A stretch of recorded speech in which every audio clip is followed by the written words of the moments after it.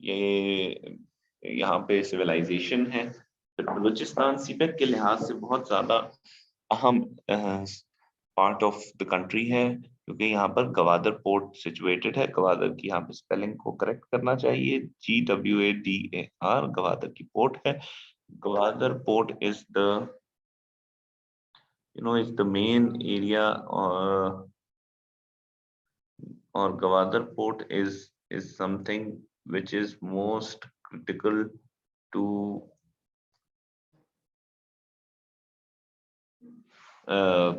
CPEC, because Gwadar ही वो source मानी जाती है कि जहां पर जो है वो पोर्ट है जहां पर हमारे जो चाइना जिसको एम करता है कि चाइना वार्म वाटर से गवादर को एक्सेस करेगा और अपनी यहाँ से फिर पोर्ट पे से जो शिपमेंट्स हैं या जो कार्गोज हैं वो डॉक होंगे, और फिर वो through a network of railway and trucks जो है वो आगे जाएगा। सो ये कुछ चीजें हैं अबाउट गवादर। इसके अलावा एक just give me half a minute जी। So Gwadar actually is the focal point of the entire China-Pakistan economic corridor, because Gwadar is the port where which is a warm water deep sea port, जहाँ पर बड़े बड़े जहाज लंगरअंदाज हो सकते हैं, और फिर वो कार्गो जो हैं वो चाइना तक उनको पहुंचाने के लिए बेल्ट एंड रोड इनिशिएटिव एक पार्ट इकोनॉमिक कॉरिडोर बनाने की कोशिश की गई है।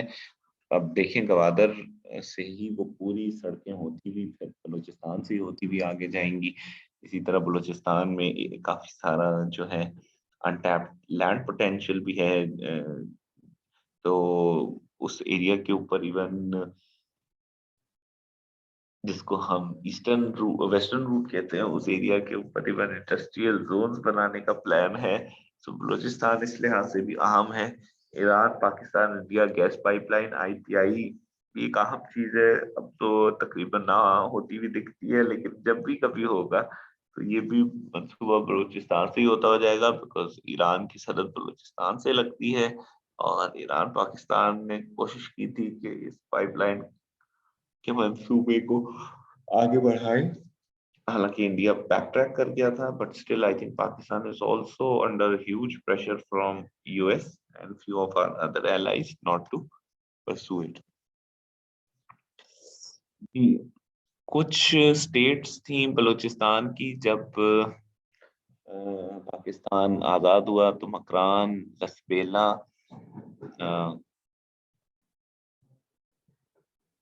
कल्लात की रियासत थी, और खारान। ठीक है, तो खान ऑफ कल्लात ने 1948 में ज्वाइन करने से इनकार कर दिया पाकिस्तान को,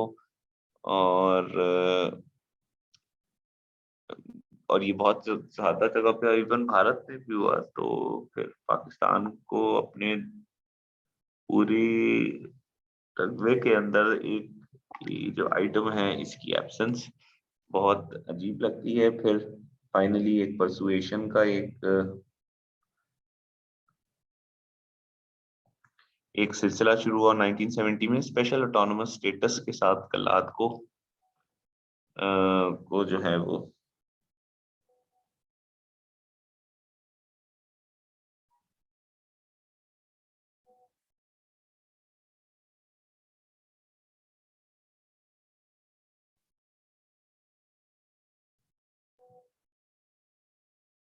ठीक है। तो उस ऑटोनोमस स्टेटस की प्रोविजन के तहत, उस शर्त के तहत 1970 में कल्लात पाकिस्तान में जम हो गया।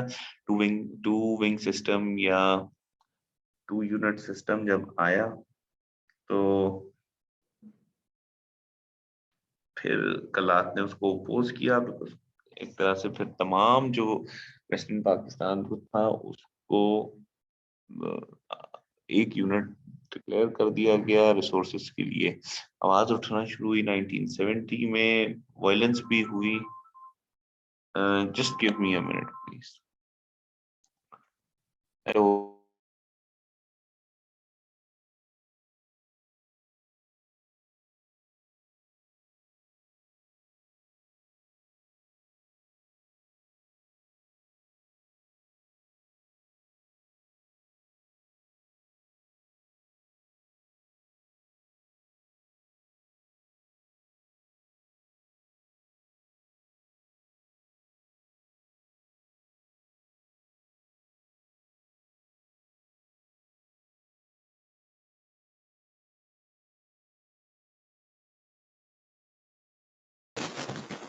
ये आवाज नहीं आ रही मुझे।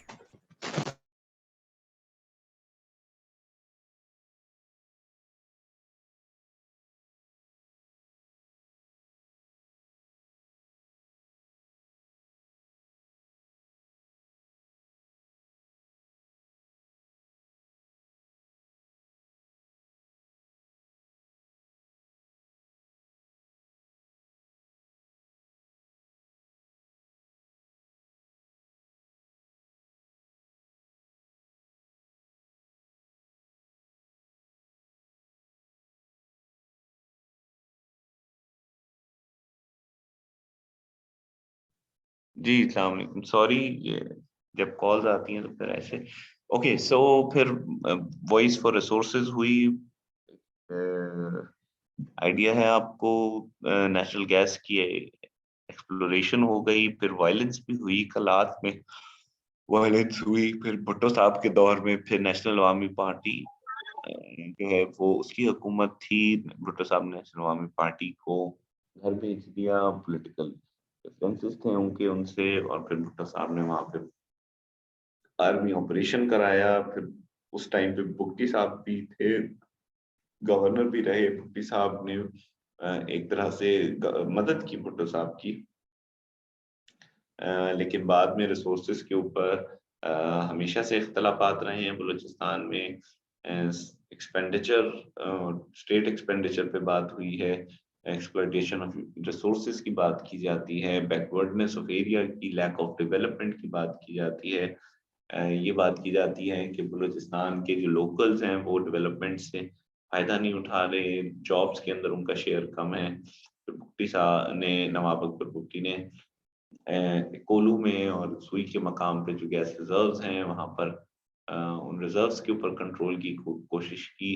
आर्मी और जो उनकी प्राइवेट मिलिशिया है उनके दरमियान इख्तलाफात रहे। फिर वो पहाड़ों में उन्होंने पनाह ले ली, उन्होंने रियासत के अगेंस्ट हथियार उठाए। मुशर्रफ साहब ने ऑपरेशन किया 2006 में, नवाब अकबर भुट्टी ऑपरेशन में मारे जाते हैं और बलूचिस्तान में एक्सट्रीमिज्म की एक नई वेव आ जाती है। लोग बहुत शदीद गम और गुस्से का इजहार करते हैं। रियासत अपनी पूरी ताकत लगाती है, इस्तेमाल करती है, शोकेस करती है, और जिसकी वजह से फिर रियासत और जो वहाँ के लोग हैं उनके दरमियान ताल्लुकात में कशीदगी आ जाती है। इसको हम अभी आगे कवर। अच्छा जी, प्रॉब्लम्स, बहुत सारे प्रॉब्लम्स हैं। सबसे बड़ा इशू आजकल बलूचिस्तान में है जबरी गुमशुदगियों का, क्या या फिर फोर्स्ड डिसअपीयरेंसेस या मिसिंग पर्सन है। एक्स्ट्रा जुडिशियल जो डिसअपीयरेंसेस हैं, बहुत सारे लोग, क्योंकि बलूचिस्तान में सेपरेटिस्ट एलिमेंट बहुत ज्यादा है। बलूचिस्तान के अंदर इंडिया बहुत एक्टिव है, बलूचिस्तान के अंदर कुछ कंट्रीब्यूशन हमारे बाकी दो जो वेस्टर्न नेबर्स हैं उनकी तरफ से भी फील होता है। उनकी तरफ से भी एक जो सेसेशनिस्ट मूवमेंट्स हैं उनको सपोर्ट किया जाता है। तो अब बहुत से लोग स्टेट से डिसोल्यूशन हो गए, वो कहते हैं कि पाकिस्तान की रियासत के अंदर हमारे हुकूक का तहफ़्फ़ुज़ नहीं हो सकता। उन्होंने हथियार उठा लिए, लोग पहाड़ों पे चले गए। उसके नतीजे में फिर बहुत सारे लोग जो है वो एक्स्ट्रा जुडिशली उनको उठा लिया जाता है, वो नजरबंद हो जाते हैं, उनके ऊपर कहीं केस नहीं चलाया जाता, जिसके ऊपर शक होता है वो उठ जाता है, जिसकी वजह से मिसिंग पर्सन्स का इशू एक बहुत बड़ा इशू है बलूचिस्तान में।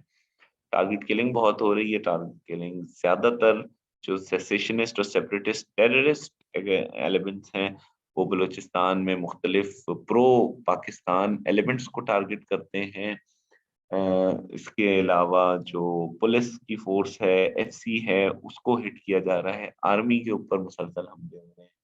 Balochistan liberation army, Balochistan republican army, doctor Allah Nazar Baloch, ये तमाम लोग एक्टिव हैं। इसी तरह से एक और टारगेट किलिंग वहां पर सेक्टेरियन है, जो शिया पॉपुलेशन है उसको उसको टारगेट किया जा रहा है, हजारा पॉपुलेशन को टारगेट किया जा रहा है, उनकी सोसाइटीज, उनकी कॉलोनीज, इवन उनकी मोटरसाइकिलों, उनकी बसों के ऊपर उनको चुन चुन के मारा जा रहा है। आईएसआईएस जैसे हमने कहा कि वो बहुत एक्टिव है। आईएसआईएस क्योंकि इस पूरी बेल्ट में जो फाटा बेल्ट है उधर मजबूत है, फिर बलूचिस्तान में उनको सपोर्ट हासिल है। इसी तरह जो ईरान के अंदर सेपरेटिस्ट एलिमेंट्स हैं वो फिर अब अपने ऊपर उनकी जो वहाँ की ग्रीवेंसेस हैं उसका बदला यहाँ पर उतार रहे हैं। तो ये एक स्टोरी है। इसके अलावा जो पंजाबी माइग्रेंट वर्कर्स हैं, जो पंजाबी शनाख्ती कार्ड पंजाब का रखते हैं, उनको चुन चुन के टारगेट किल किया जा रहा है। सो ये इश्यूज हैं। लो लिटरेसी रेट, बलूचिस्तान का लिटरेसी रेट आज भी बहुत कम है, और मतलब not even half of the population is literate even by the local standard, जो कि एक बहुत ही वीक स्टैंडर्ड है। इंटर ट्राइबल कॉन्फ्लिक्ट्स बहुत ज्यादा है। इंटर ट्राइबल कॉन्फ्लिक्ट से मुराद हमारी तमाम जो कबीले हैं, जो सरदार हैं, उनकी आपस की लड़ाइयाँ, खूनी दुश्मनियाँ, सरदारों में आपस में कोई यूनिटी नहीं है।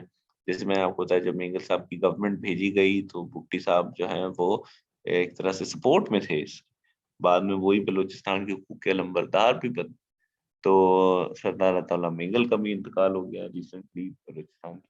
मेरा ख्याल है बलूचिस्तान के पहले वजीर आला कहा जाता है उनको। तो इंटर ट्राइबल कॉन्फ्लिक्ट्स हैं। इसी तरह आपको याद होगा भी दो साबिक वज़राए आला हैं बलूचिस्तान में, एक का नाम है सनाउल्लाह ज़ाहरी साहब और दूसरे हैं अख्तर मेंगल साहब। अब ये दोनों का इलाका तकरीबन एक ही बनता है और दोनों ट्राइब्स के दरमियान ब्लड फ्यूड है।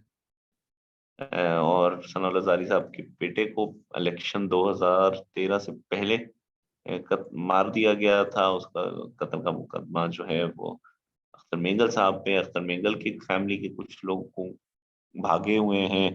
सो ये इंटर ट्राइबल कॉन्फ्लिक्ट्स हैं। इसी तरह नवाब असलम रईसानी जो पहले वजीर आला बलूचिस्तान रह चुके हैं, लश्करी रईसानी साहब, इनके कबीले के आपस के मसले हैं। तो कबायली लड़ाइयाँ चल रही हैं और वो कोई नस्ल दर नस्ल चल रही हैं, बीसियों सैकड़ों साल से भी चल रही हैं। तो ये कॉन्फ्लिक्ट्स भी आपस में बहुत ज्यादा है। सूबे का इंफ्रास्ट्रक्चर बहुत वीक है, रोड नेटवर्क बहुत वीक है। इस बारे में एक किताब मैं आप लोगों को सजेस्ट करूंगा, अगर आप में से कोई पढ़ना चाहे।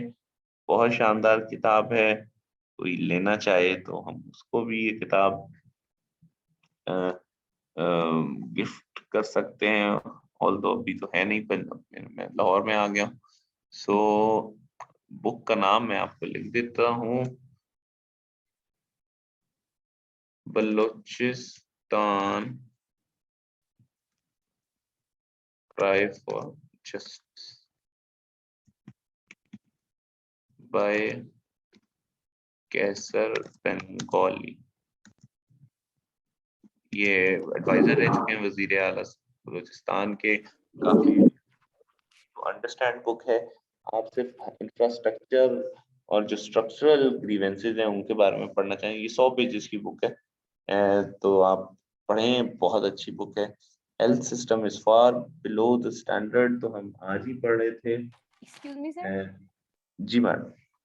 अस्सलाम वालेकुम वालेकुम। सर। मेरा क्वेश्चन एक यहाँ पर ये है कि जैसे हमें ये पता है कि बलूचिस्तान में इतने सारे इश्यूज चल रहे हैं ना, जैसे और हमें ये भी पता है कि बलूचिस्तान इंफ्रास्ट्रक्चरली बहुत वीक है और वहाँ रिसोर्सेज भी इतने नहीं है। तो यहाँ जो सेपरेटिस्ट मूवमेंट्स हैं या इवन बलूचिस्तान के लोग हैं, ठीक है, उनके अंदर एक एंगर और ग्रीवेंसेस उनके मौजूद हैं, लेकिन इनकी जो लिबरेशन की बात होती है from Pakistan as a separate entity अपने आप को डिक्लेयर अगर करवाना चाहते हैं, तो इनको इस चीज की रियलाइजेशन है कि इनके पास ना इतने रिसोर्सेज हैं, ना इनके पास इतनी मैन पावर है। तो ऐसे में ये वर्ल्ड के साथ कैसे कम्पीट कर सकेंगे अगर ये पाकिस्तान से भी अलग हो जाते हैं? और दूसरी चीज ये कि जब यहाँ पर इतने ज्यादा प्रॉब्लम्स हैं, टारगेट किलिंग और आईसिस और इतनी सारी चीजें इन्वॉल्व हैं, इंडिया फैक्टर कुछ हद तक कंट्रोल्ड है, तो क्या गवादर और सीपैक को फिर इश्यूज नहीं आ रहे यहाँ पर डेवलपमेंट में?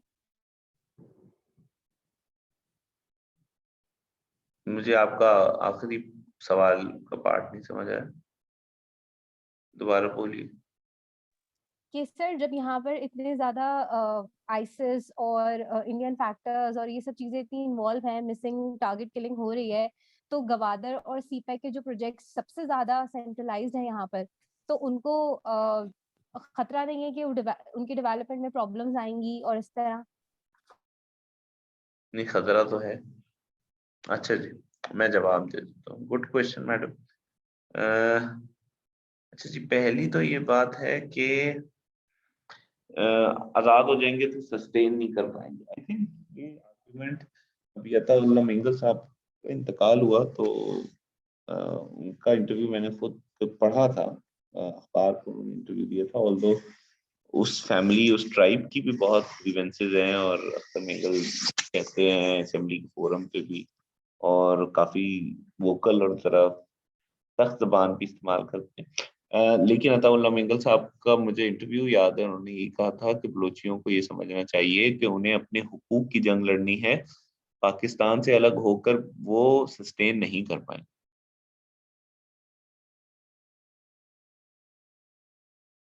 गवादर और सीपेक के प्रोजेक्ट एक्सेप्ट कैसे हो? अच्छा चल, ये भी बता दें। तो ये तो बात है कि शायद ऐसा ही है, और कश्मीर के बारे में भी देखें, यही बोला जाता है कि वो आजाद हो जाएगा तो लैंड लॉक्ड एरिया है, सर्वाइव ही नहीं कर सकते, एंड ब्ला ब्ला ब्ला ब्ला ब्ला। देखें, दो बातें हैं। सबसे पहली जो चीज है ना, वो होती है ज्यादती या जुल्म के खिलाफ रिएक्शन। तो जहां पर भी आपके साथ जुल्म होगा ना, तो आप उस जुल्म से निजात हासिल करना चाहिए। तो बहुत सारे लोगों के दिमाग में ये डाल दिया गया है कि ये आपके साथ जुल्म बहुत ज्यादा हो रहा है, तो फिर अभी वो ये कहेंगे कि पहले तो हमें भी इस जुल्म और ज्यादती से निजात हासिल करनी है, हम अपना रास्ता खुद तय कर लेंगे। ठीक है जी। तो वो रास्ता वो कहते हैं बाद में देख लेंगे। ये बांग्लादेश के बारे में भी कहा जाता था कि गरीब मुल्क है, सरवाइव नहीं कर सकता। खुदा ना करे, मैं ये नहीं कह रहा बलूचिस्तान अलहदा हो जाना चाहिए या अलहदा हो जाएगा। इंशाल्लाह बलूचिस्तान हमारा हिस्सा रहेगा, बलूचिस्तान तरक्की करेगा, आगे बढ़े। लेकिन बांग्लादेश हमसे बहुत पीछे था हेल्थ इंडिकेटर्स में, और हम आज यही देख रहे हैं प्रेजेंटेशन में कि बलूचिस्तान, सॉरी, बांग्लादेश के तमाम ह्यूमन डेवलपमेंट इंडेक्स पाकिस्तान से काफी बेहतर है। हालांकि बांग्लादेश बहुत पीछे था, यानी 50 साल में ऐसा क्या हो गया। तो कौमें जो हैं वो रिसोर्सेज से नहीं बनती, कौमें विजन से बनती हैं, और वो सरवाइव कर जाती। तो बांग्लादेश में हम देख रहे हैं कि इस टाइम जो पॉपुलेशन ग्रोथ रेट है वो पाकिस्तान से हाफ हो गया। हालांकि उनकी पॉपुलेशन इतने से रकबे में पाकिस्तान से ज्यादा थी एक दौर में। So these are the areas, and I think जब गुस्सा होता है ना, तो आप लॉजिकली नहीं सोचते हैं। तो अभी ये तो कोई भी नहीं सोचना चाहेगा ना कि हमने कैसे गुजारा करना है। अभी हर कोई कहता है अभी हम गुजारा कर लेंगे, कैसे करेंगे वो बाद में देखा जाएगा। Although it is difficult thing, but it does not mean कि किसी को गुस्सा है तो वो आजादी हासिल करने की कोशिश ना करे। वैसे भी जो सरदारी निजाम है वो शायद इससे ज्यादा एक्सप्लॉइटेटिव होगा जी। लेकिन इस टाइम रियासत शायद अपनी तमाम फराइज पूरे नहीं कर पा रही, स्टेट अपनी रिस्पॉन्सिबिलिटी फुलफिल नहीं कर पा रही है, and that is an issue and people don't like it. ठीक है जी। एक दूसरी चीजें जी, सीपैक के, तो देखें, गवर्नमेंट तो कभी भी नहीं चाहेगी कि इंस्टेबिलिटी रहे, गवर्नमेंट कभी भी नहीं चाहेगी कि प्रॉब्लम्स रहे। हर गवर्नमेंट चाहती है कि वो जो प्रोजेक्ट्स, जो विजन, ऐसा नहीं है कि पाकिस्तानी गवर्नमेंट ने कभी कुछ भी नहीं किया है। पाकिस्तान में वफाक ने कोशिश की है बलूचिस्तान के अंदर तरक्की लाने की। आगाज हुकूक बलूचिस्तान पैकेज है, प्राइम मिनिस्टर अभी भी काम कर रहे हैं। फिर नवाज शरीफ साहब के दौर में डॉक्टर अब्दुल मालिक बलोच जब तक वजीर आला रहे 28, बहुत अच्छा काम हुआ है डेवलपमेंट के ऊपर। फिर जो सेपरेटिस्ट एलिमेंट्स थे उनकी इंक्लूजन हुई है, उनको करीब लाया गया है। बलूचिस्तान में सबसे पहले पाकिस्तान के चारों सूबों में लोकल बॉडीज इलेक्शन हुए थे उस दौर में। तो बलूचिस्तान ने तरक्की तो की है, लेकिन पॉलिटिकली अभी भी उसकी रिप्रेजेंटेशन बड़ी मिनिमल है। फिर स्टेट इंटरवेंशंस बलूचिस्तान में चलती रहती हैं, जो विफाक में बैठी गवर्नमेंट होती है उसकी इंटरवेंशंस होती हैं। भी आप देख लें, बलूचिस्तान के वजीर आला बिजाम कमाल साहब थे, वो चेंज हो गए हैं, दोबारा अब्दुल कुद्दूस बिजंजो आ गए हैं। अब अब्दुल कुद्दूस बिजंजो जो है वो दूसरी दफा वजीर आला बन रहे हैं। पिछली दफा भी जब वजीर आला को हटाया था सना लजारी को, तब भी अब्दुल कुद्दूस बिजंजो वजीर आला बने थे। तो एक पॉलिटिकल इंस्टेबिलिटी है, पैसों और फंड्स की तो कमी है। इसी तरह उनको रॉयल्टी पे इश्यूज हैं कि नेशनल रिसोर्सेज के अंदर उनके शेयर नहीं है। ये जो डेवलपमेंट प्रोजेक्ट्स हो रहे हैं उनके अंदर नौकरियों में उनके लोगों की बात नहीं है। जो डेवलपमेंट हो रही है उससे वहाँ के मकामी लोगों की जो नेचुरल लाइफस्टाइल है उस पर बहुत फर्क पड़ रहा है। मछेरे जो हैं वो गवादर के तंग हो रहे हैं, उनको प्रॉपर नौकरियां नहीं मिल रही हैं। इसी तरह से जो सेपरेटिस्ट लोग हैं वो भी बहुत ज्यादा बलूचिस्तान। तो सर एक क्वेश्चन फिर यहाँ पर नहीं यह मैडम, भी हो लेट मी सकता है कि कंप्लीट। आप सवालों के ताबड़तोड़ हमले कभी थोड़ा सा तहम्मुल से पहले सुनिएगा, उसके बाद अगला सवाल। Okay okay sir. तो ये इश्यूज हैं, ठीक है। लेकिन इस बात पे कोई शक नहीं है कि बलूचिस्तान के साथ ज्यादती बहुत हुई है। स्टेट या फेडरेशन ने जो रिसोर्सेज बलूचिस्तान पे लगाने थे वो नहीं लगाए। सही है जी। तो I'll try to share the book with you if I am able to. So I'll try to take few pictures of it maybe and share with you somehow. तो आप लोग वो बुक पढ़ें, बहुत छोटी सी बुक है, आप लोगों को अच्छी लगेगी। तो तो बहुत ज्यादा अब रॉयल्टी गैस पे लगती है। फिर सस्ती गैस पाकिस्तान की इंडस्ट्रियल डेवलपमेंट में इस्तेमाल हुई, पाकिस्तान की इकोनॉमी को उसने सपोर्ट किया, लेकिन उसके फ्रूट्स लोकल्स को नहीं मिल पाए। अब हम कहते हैं जी वो सरदारों की गलती है, सरदार पीछे। देखिए सरदारों को कंट्रोल भी तो हम ही ने करा। कुछ सरदार अभी भी तो रियासत जैसी कहती वैसे बात मान लेते हैं, तो ऐसे सरदारों के साथ भी काम कर लिया जाता। इसके अलावा इंफ्रास्ट्रक्चर बहुत वीक है, बलूचिस्तान में इंडस्ट्री है ही नहीं। बहुत नॉमिनल इंडस्ट्री है, कोई वहां जाके इंडस्ट्री लगाना नहीं चाहता, लोग बहुत तंग रहते हैं। हब में industrial zone, tax free zone बनाए, लेकिन हब रोजाना लोग कराची से जाते हैं जहाँ जितनी इंडस्ट्री वहां पर लगी है उसको ऑपरेट करने के लिए, और फिर उनके साथ सिक्योरिटी की बस जाती है, वहां पर सिक्योरिटी प्रॉब्लम्स अलग हैं। हब में कोई इंफ्रास्ट्रक्चर, कोयटा में छोटी मोटी कुछ इंडस्ट्रीज लगी हुई हैं, एक फार्मास्यूटिकल कंपनी की फैक्ट्री है, मगर अगेन या एक आई थिंक एक बेवरेज कंपनी की फैक्ट्री है।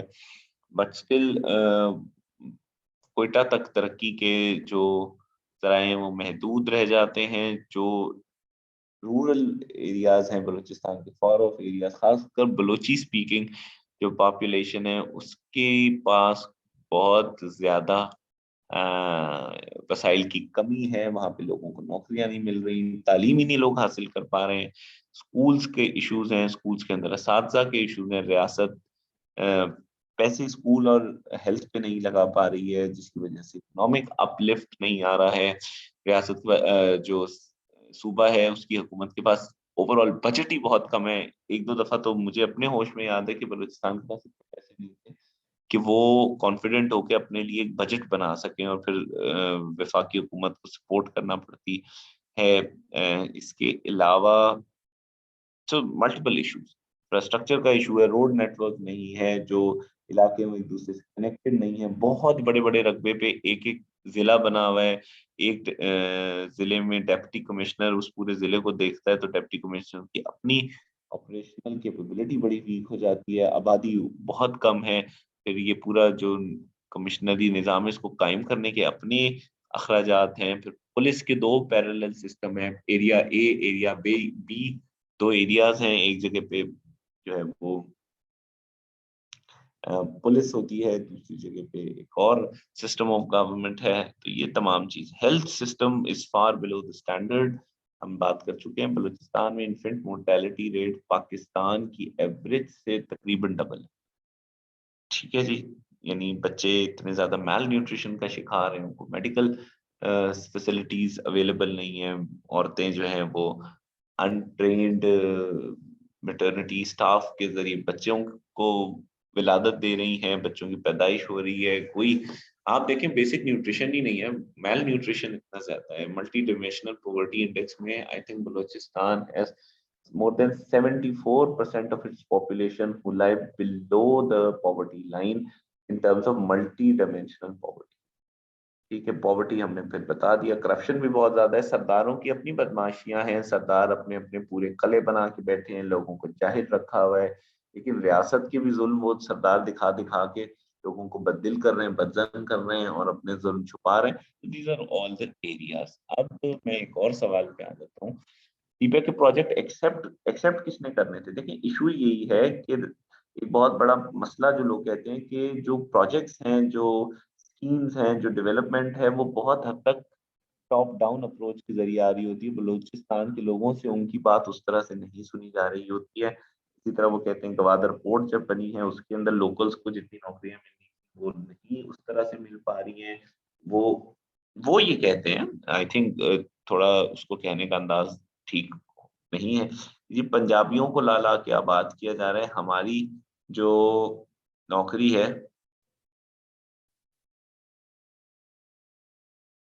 जो हमारी जो नौकरियां हैं उनके ऊपर भी वो लोग काबिज हो रहे हैं, तो पॉपुलर सपोर्ट नहीं मिल रही। इसी तरह सरदार भी प्रोपेगेंडा करते हैं कि देखें आपकी जमीन पे से पोर्ट है, उसमें से ये टैक्स इनकम करेंगे, ये इनकम जनरेट करेंगे, ये रेवेन्यू जनरेट करेंगे, फिर ये ट्रांसपोर्टेशन का रेवेन्यू, ये तमाम पैसे जो हैं ये पंजाब के लोग ज्यादा खा लेंगे। तो देखें आपको इनको अपोज करना है, क्योंकि उनको ये भी पता है कि अगर डेवलपमेंट सस्टेन कर जाती है बलूचिस्तान में, फिर उनकी दुकानें भी बंद हो जाएंगी। लेकिन बहुत सारे जेन्युइन इश्यूज हैं गवादर में, अभी तक लाइट इलेक्ट्रिसिटी का इशू है गवादर में, अभी तक जो फिशरमैन है उनका इशू है, उनको एक्सेस नहीं मिल पा रही है अपनी फिशिंग फैसिलिटी के लिए। इसी तरह जॉब्स का इशू है, जितनी जॉब्स वादा किए गए वो नहीं है पाकिस्तान में, जॉब्स ऑलरेडी एक इशू है। तो दीज आर एरियाज जिनको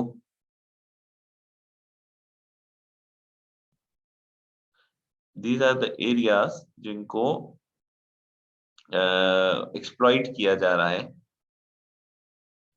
ठीक है जी। इसके बाद तो एक्सेप्ट तो हर कोई कर रहा है, लेकिन वो तो विफाक ने कह दिया, चाइना और पाकिस्तान के आपस में एग्रीमेंट हो गए, तो फिर सूबाई हुकूमत है वो बहुत हद तक एम्पावर्ड नहीं है, इन द सेंस कि सूबाई हुकूमत बहुत ज्यादा पॉपुलर भी नहीं होती बलूचिस्तान में, क्योंकि एक बहुत बड़ा चंक जो है वो इतना पॉलिटिकल प्रोसेस में नहीं पार्टिसिपेट करता, इसलिए सूबाई हुकूमत को फेडरल गवर्नमेंट की पॉलिटिकल सपोर्ट और फाइनेंशियल सपोर्ट की जरूरत होती है। तो they generally don't say no to it, but still political process continue रह रहा है, तो इसकी वजह से गवर्नमेंट की कोशिश होती है कि काम चलता रहे। लिटरेसी इतना कम है तो वहाँ प्रोविंशियल में कौन बैठा है? लिटरेसी तो मैडम इंटीरियर सिंध की भी बहुत कम है, तो वहां पे भी तो लोग बैठे हैं, तो वो क्यों बैठ रहे हैं?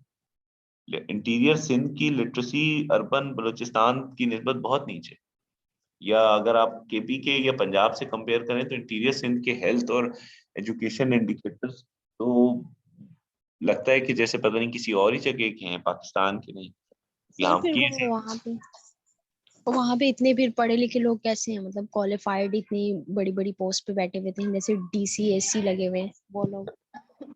लेकिन कितने लोग डीसीएससी लग जाते हैं और बहुत सारे लोग पंजाब कोई से तो आते हैं, होंगे। सिंध से आते हैं, और डीसीएससी ने पॉलिसी नहीं बनानी होती, डीसीएससी एग्जीक्यूट करते हैं पॉलिसी, जो है वो सरकार बनाती है, पॉलिटिकल गवर्नमेंट बनाती है। पॉलिटिकल गवर्नमेंट के पास अभी इतना ज्यादा पावर अथॉरिटी नहीं है, फिर वहां पे मुसलसल इंटरवेंशंस होती हैं, इंटरफेयर कर रहे होते हैं, विफाक इंटरफेरेंस कर रहा होता है, पैसा चलता है। बलूचिस्तान के जो ट्रू लीडर्स हैं उनको बाज़-औक़ात जो है वो इलेक्शन एम्बेजलमेंट की शिकायत है, तो इश्यूज बहुत ज्यादा है।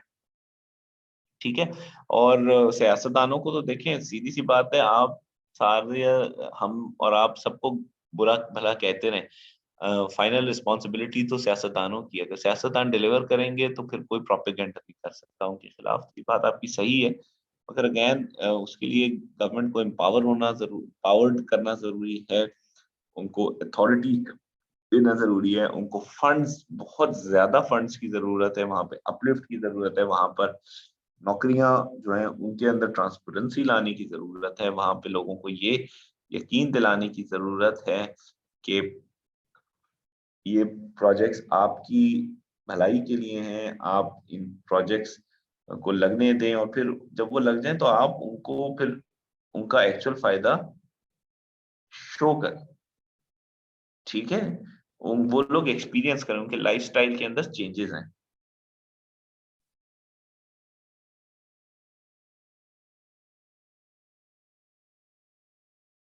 ठीक है।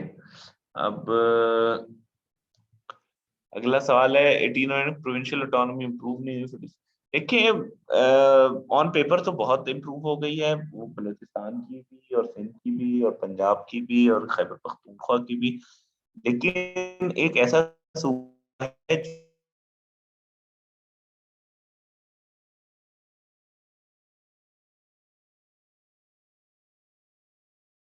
जो सर आपकी वॉइस में डिस्टॉर्शन आ रही है बहुत।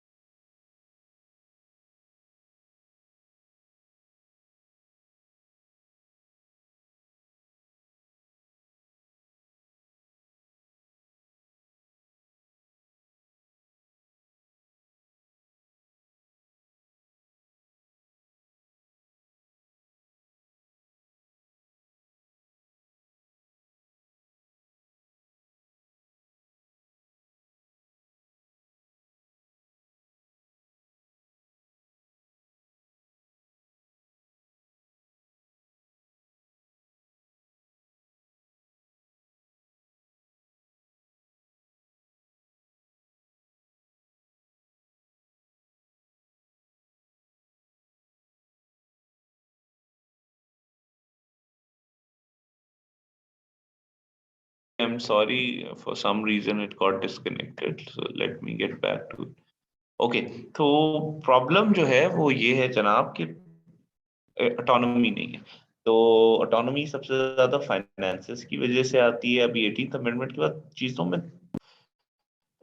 नॉमिनल तब्दीली आना शुरू तो हुई है, लेकिन it's a very slow process. फिर वहाँ पॉलिटिकल स्टेबिलिटी नहीं है, जो मुसलसल वहाँ पे लोग आपस में लड़ते रहते हैं। सरदार मेंटालिटी है, लोग एक दूसरे की बातों को बुरा मानते हैं और फिर मान के बैठ जाते हैं। अभी आप देख रहे जाम कमाल यानी गवर्नमेंट के साथ क्या हुआ, उससे पहले सनाउल्लाह अज़हरी की गवर्नमेंट के साथ क्या हुआ। तो बलूचिस्तान में एक म्यूजिकल रहती है, बलूचिस्तान में 5 साल। ठीक है, ये चीज अपनी जो है वो टर्म्स पूरी यहाँ पर नहीं। तो इसके जो लोग टोके आ रहे हैं उनके ऊपर भी कुछ ठप्पे लग जाते हैं कि ये जी प्रो एस्टेब्लिशमेंट है, ये हमारे हुकूक की बात नहीं करेंगे, ये तो पैसे खा के बैठ जाते हैं, या ये मिसिंग पर्सन्स के बारे में बात नहीं कर रहे हैं। Not clear what ma'am. Sir आपकी वॉइस में डिस्टॉर्शन बहुत आ रही है। अच्छा, और किसी को भी ये शिकायत है? जी सर। अच्छा, अभी भी आ रही है डिस्टॉर्शन? यस सर, सर अभी मुझे भी ठीक है। सर बिल्कुल अभी भी ठीक नहीं है। चलें ठीक है, अब आए तो आप दोबारा डिस्टॉर्शन लिख दीजिएगा। आई थिंक वो कनेक्शन की। तो ये इश्यूज हैं, मेजर प्रॉब्लम्स हैं। अब हम आगे चलते हैं। फीमेल एनरोलमेंट एक बहुत बड़ा इशू है, बैकवर्ड सोसाइटी है, बहुत ट्रेडिशनलिस्ट सोसाइटी है। अच्छा, अगला सवाल आ गया। हाँ, बस अहमद रजा ने खुद लिख दिया है, वो आप इसको रेफर कर दें। फीमेल एनरोलमेंट एक इशू है एजुकेशन के अंदर। बलूचिस्तान में जो इलिटरेसी है, आई थिंक एजुकेशन में enrolment, female enrolment is less than 30% in Balochistan. So only 1 out of 3, less than 1 out of 3 women go to school. I think 28% है बल्कि, almost 1 out of 4 women go to school और they are literate and वो भी शहरी इलाकों में बेहतर है, देहातों में तो बिल्कुल ही रिवाज नहीं है। औरत का नौकरी करना बहुत बड़ा एक जुल्म है। रिवायती सोसाइटी है, कबायली रिवायात, इज्जत, नामूस, ये चीजें। पोर्टेबल वाटर, अच्छा ये पोर्ट लिखा हुआ है, पोर्टेबल वाटर होता है, POTABLE। पोर्टेबल वाटर अनअवेलेबिलिटी है, पीने का साफ पानी अवेलेबल ही नहीं। बलूचिस्तान में तो ये बहुत आम है। तो बहुत दूर दराज इलाके हैं, फिर वहाँ बारिश बहुत अरसे बाद होती है, जेर जमीन पानी या है ही नहीं है तो पीने के लायक नहीं है। फिर स्टेट जो है वो पाइपों के जरिए ट्रांसफर करते हुए बहुत खर्चा आता है, रियासत कोई महंगा लगता है, रियासत कर नहीं पाती। इसकी वजह से लोग बेचारे, कुछ लोग कभी जोहड़ों से पानी पी रहे हैं, कोई कुओं से जा जा के पानी आ रहा है। ऑल्दो अभी हालात बेहतर हो रहे हैं, लेकिन still portable water availability issue है। पानी नहीं होगा तो सैनिटेशन कहाँ होगी, गुर्बत होगी तो सैनिटेशन कहाँ होगी, साबुन से हाथ लोग कैसे धोएंगे, अपनी जो वेस्ट मैनेजमेंट कैसे करेंगे, सैनिटेशन ऑफ टॉयलेट्स। तो ये सारी चीजें हैं जिसकी वजह से बीमारियां फैल रही हैं, इन्फेंट मोर्टेलिटी ज्यादा है, लोगों के अंदर इंसिडेंस ऑफ डिसीज ज्यादा है, लाइफ एक्सपेक्टेंसी कम है, marginalisation of province and resources. तो रिसोर्सेज हैं अभी भी बलूचिस्तान में। रेकोटिक इशू पे अभी हम आपसे थोड़ी सी बात कर लें तो रेकोटिक था, रेकोटिक गोल्ड एंड कॉपर रिजर्व्स थे, उनको एक कंपनी को, टेथियान कंपनी को दे दिया गया। बाद में चीफ जस्टिस उठते हैं इफ्तिखार चौधरी, जो साबका चीफ जस्टिस हैं, वो उस पर सू मोटो लेते हैं, उसके खिलाफ फैसला कर देते हैं, कॉन्ट्रैक्ट को वो डिसबैंड कर देते हैं। गवर्नमेंट मजबूर होती है कॉन्ट्रैक्ट तोड़ने पे, टेथियान कंपनी पाकिस्तान को इंटरनेशनल कोर्ट ऑफ आर्बिट्रेशन ले जाती है, पाकिस्तान के खिलाफ फैसला हो जाता है। $6 बिलियन का पाकिस्तान को हर्जाना होता है जो अभी भी भरना है। And that's how it happens. Pakistan को ये होने वाला जो नुकसान है, अब बलूचिस्तान की गवर्नमेंट बेचारी मुंह खोल के खड़ी है कि ये हमारे साथ क्या हो रहा है। यहाँ पे काम होना था, ऑल्दो काम के ऊपर भी लोगों को एतराजात थे, वो और तरह के एतराजात कि हमारी नौकरियां कहाँ हैं, बलूचियों की नौकरियां कहाँ हैं, लोकल्स की नौकरियां कहाँ हैं, मकामी लोगों को नौकरी कैसे दी जाएगी। वो तमाम चीजें अपनी जगह मौजूद, लेकिन आप देखें कि सूबे में तरक्की किसी न किसी सूरत तो आनी थी, वो मसले शुरू हो गए। इसी तरह सुई गैस 19 आई थिंक कहते हैं लोग, सर 1952 में डिस्कवर हो गई, कोयटा में 1980s में आई है। अभी बलूचिस्तान के बहुत सारे इलाके हैं वहां तो बिजली सिरे से है ही नहीं। अभी मैं आपको गवादर का बता रहा हूँ, वहां पे लोड शेडिंग के ऊपर और अनएम्प्लॉयमेंट के ऊपर एहतजाज हो रहा है। पाकिस्तान में लोड शेडिंग उतनी नहीं हो रही है, बल्कि आजकल तो मेरा नहीं ख्याल इतनी लोड शेडिंग की कोई बात है। लेकिन बलूचिस्तान के बहुत से एरियाज है जहाँ पर ग्रिड सिस्टम से इलेक्ट्रिसिटी नहीं प्रोवाइड की जाती। आई थिंक इवन गवादर वाला जो एरिया, वहां को उधर भी ईरान से पाकिस्तान गैस जो बिजली इंपोर्ट करता है, कि यहाँ वहां पे ग्रिड सिस्टम लगाना बहुत महंगा पड़ता है। लैक ऑफ डेवलपमेंट है, अफगान वॉर से बहुत ज्यादा मसले हुए हैं। तालिबान की कयादत के बहुत से लोग पाकिस्तान में जब पाकिस्तान जब छुप के आए या पाकिस्तान में छुप के रहे, तो वो अफगान कहा जाता है कि वो बलूचिस्तान में रहे हैं, वो फाटा एरिया में रहे हैं, KPK में रहे हैं। तो इसके अलावा फिर उनके पीछे पूरी एक प्रॉक्सी वॉर है। इंडिया ने बहुत ज्यादा यहाँ पर एक्टिविटीज कराई हैं।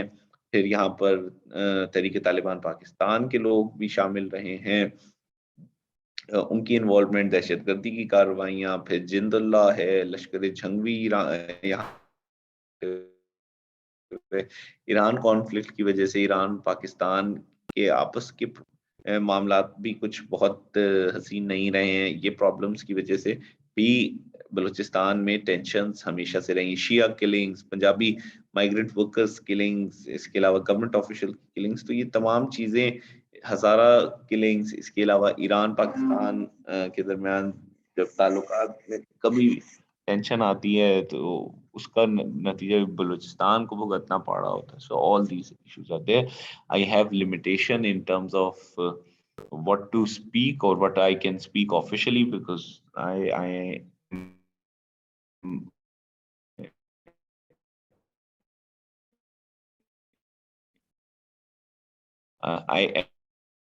am able to speak as much as I can right now, and that's the best I can talk. The few Balochistan liberation army, United army, लश्कर बलूचिस्तान अब आई है, Balochistan republican army, Balochistan liberation front, Baloch Republican party,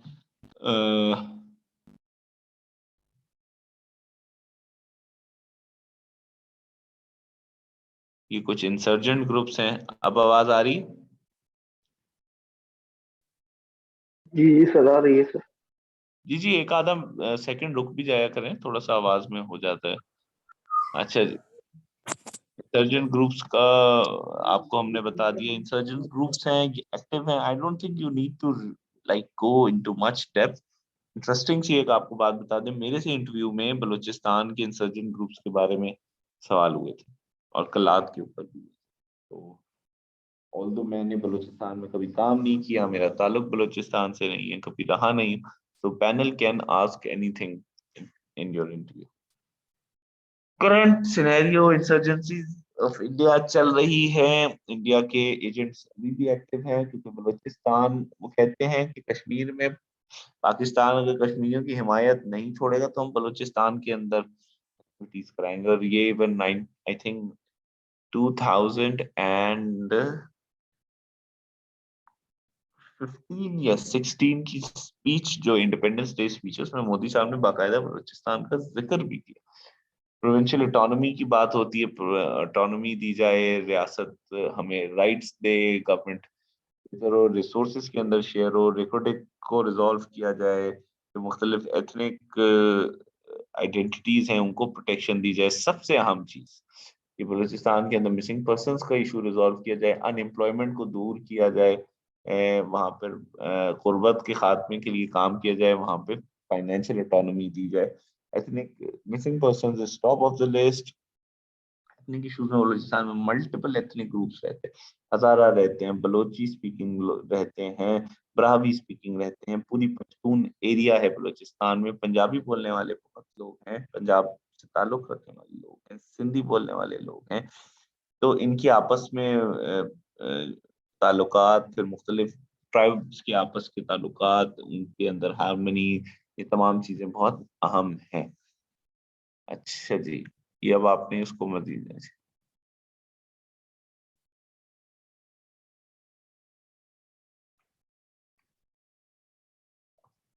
जी जी, बलोचिस्तान देखें, एक दो बातें भी समझें. आप जब प्राइमरी लेवल पर तालीमी ठीक नहीं दे रहे हैं तो सीएसएस कहाँ से कराएंगे, उनको एमएस कहाँ से कराएंगे. और दो बलूचिस्तान का कोटा है, बलूचिस्तान को फेवर भी इन द सेंस किया जा रहा होता है कि इंकरेज किया जा रहा होता है कैंडिडेट्स को, फेवर तो नहीं बोलना चाहिए. एट द सेम टाइम क्या है, बहुत से लोग जिनकी जो एक्चुअली पंजाबी हैं वो बलूचिस्तान डोमिसाइल पे आके बैठे हैं, नौकरियों पे, सरकारी नौकरियों पे, कमीशन के ऑफिसर बन के वो स्कॉलरशिप्स तक ले रहे हैं. उनके माली हालात भी खराब. मिसयूज तो होता है, गवर्नमेंट एक पॉलिसी बनाती है लेकिन उनके एक स्क्रीनिंग लिमिटेशन होती है. तो बेहतर या सबसे अहम तो यही है कि प्राइमरी और सेकेंडरी एजुकेशन को बेहतर करें. उसके बगैर देखें, आप किसी के अंदर आगे आने की उमंग तभी पैदा कर सकते हैं जब आप उसको मंजिल का कोई रास्ता दें. सीधा सीएसएस में या फौज में शमूलियत, फौज ने भी बहुत काम किया और इसका फायदा भी हुआ. जन ज्ञानी के दौर में रिलैक्सेशन हो गई थी क्राइटेरिया में, रिक्रूटमेंट क्राइटेरिया में, सिर्फ बलूचिस्तान डोमिसाइल के लोगों. तो बात वही है कि आपको इंटीग्रेटेड अप्रोच, एक सिस्टमैटिक अप्रोच से चलना होगा. बिल्कुल क्वार्टर्स होने चाहिए, फैसिलिटेशन होनी चाहिए, इंकरेजमेंट होनी चाहिए. At the same time there are also issues कि जहां पर रमशा इम्तियाज, आप क्या कर रही हैं स्लाइड्स पे? जी, तो उसकी भी जरूरत होती है।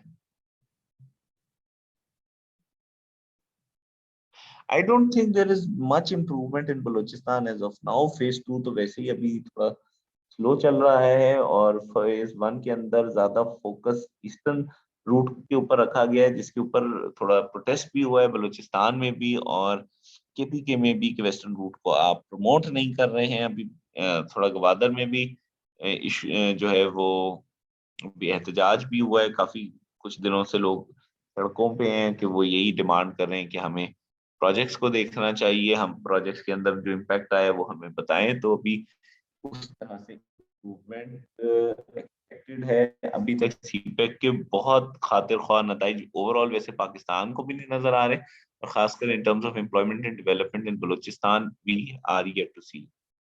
ले जी, रिकॉर्डिंग हमने आपको बता दिया था, लेकिन अभी भी बात कर लें। गोल्ड और कॉपर रिजर्व्स हैं, बीएचपी बिल्टन कंपनी और कंफ्लुएंट बलूचिस्तान कवर कर लिया। टेक्सियान कॉपर कंपनी टीसीसी को 2006 में ठेका मिल गया। रिपोर्ट 2010 में टीसीसी ने जमा कराई, गवर्नमेंट ने रिजेक्ट कर दी। और गवर्नमेंट ने रिजेक्ट क्यों की वो हमने आपको बता दिया है। केस हुआ था टीसीसी ने, ये INCSID जो है, आप ये समझ लें आर्बिट्रेशन कोर्ट ऑन ट्रेड है। एक तकरीबन 5.9 बिलियन डॉलर्स की पेनल्टी पड़ी है पाकिस्तान को। 2017 में केस का फैसला हुआ और 2020 में। तो आप ये समझ लें स्टेट या फेडरल गवर्नमेंट हर चीज में इंटरवीन भी कर रही थी। ऑल्दो ये फेडरल गवर्नमेंट डायरेक्टली तो नहीं थी, ये सुप्रीम कोर्ट थी, लेकिन उनको बेसिक इश्यूज का ही नहीं आइडिया था कि क्या है, और जिसके चक्कर में पाकिस्तान को 6 बिलियन डॉलर की चपत लग गई है। I don't think so single national curriculum can solve that problem personally, क्योंकि सिंगल नेशनल करिकुलम तो अभी खुद इवॉल्व कर रहा है और उसके अंदर बहुत सारे मसाइल हैं। बलोचिस्तान में इशू स्ट्रक्चरल है, करिकुलम तो बात की बात है। स्कूल होंगे तो बच्चे पढ़ेंगे, स्कूल के अंदर कोई शेड होगा तो बच्चे पढ़ेंगे, स्कूल के अंदर वॉशरूम होना चाहिए, टीचर्स की अवेलेबिलिटी होनी चाहिए, टीचर्स को तनख्वाहें टाइम पे मिले, बच्चों के रिजल्ट पे नजर रखी जाए, बच्चों की तालीम के ऊपर फरोग दिया जाए, फिर वो पढ़ लें तो उनको नौकरी दी जाए। अभी तो सिंगल नेशनल करिकुलम शायद क्वालिटी इंप्रूवमेंट में तो आ सकता है, लेकिन अभी तो बहुत पीछे। सिंगल नेशनल करिकुलम पढ़ाने के लिए इदारे, स्कूल, कॉलेज तो हों, तो मेरा नहीं ख्याल कि अभी ऐसे। जी, आप कुछ कहना चाहें? जी, someone wanted to say something please?